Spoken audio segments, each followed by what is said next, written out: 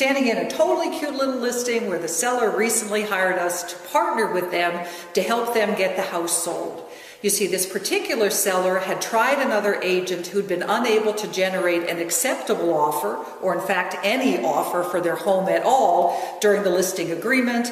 A client that we had sold their house put him in touch with us, he hired us, and we're looking forward to getting this totally cute little house sold for them as well. In fact, my team specializes in nice homes that didn't get an acceptable offer the first time, and we have some very specific techniques that are important in making that happen. In fact, this is the last day of December of 2011. Happy New Year shortly. And we had 3 closes this month, 2 of which were homes that previous agents had been unable to sell. One was in Raleigh, one was in Fuquay, and we have one in Holly Springs that we're closing next week, the beginning of January 2012, where previous agents had failed to get the home sold. There's several techniques, as I mentioned, and I want to share one with you which may be helpful to home sellers who've been unable to get their home sold. You see, the multiple listing service, about a year ago, maybe 18 months ago, added a new field, and that new field is called cumulative days on market.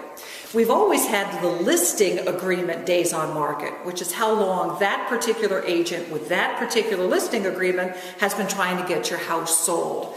The cumulative days on market added a new wrinkle in that if you'd worked with an agent for 6 months, that listing agreement expired, they came right back again for another 6-month agreement, that cumulative days on market is smart enough to add those 2 time frames together, making a much longer time that your home has been on the market, and unfortunately making your house look like it's been passed over.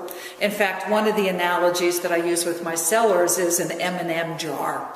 Have you ever gone into an office or a bank where they have a little jar of M&Ms and people take some M&Ms off the top, and eventually it gets down to the old dusty nasty M&Ms at the bottom of the jar that nobody really wants?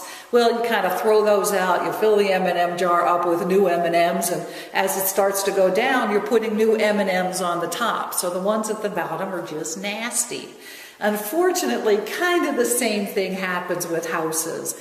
The longer a home has been sitting on the market, the more buyers tend to say to me, hey, what's wrong with that house? How come it hasn't sold? It becomes the equivalent of a dusty, nasty M&M.